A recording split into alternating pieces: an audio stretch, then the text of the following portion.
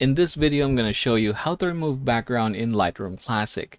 Now, for us to get this done, I'm just going to head over here to my Lightroom. And yeah, this is where we are going to start changing things. Basically, this is my subject and I want the background to be white. So we are going to head over to develop, and here in the develop, what we are going to do is just choose the masking. Now, there are actually going to be easier ways for us to mask. If you click that, you should be able to see something like this. I want you to go ahead and choose a subject. If there is an obvious subject, what's going to happen is that it's supposed to be highlighted just like what is happening here.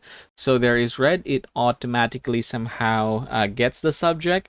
And from here, if you're not seeing it, make sure you toggle on show overlay.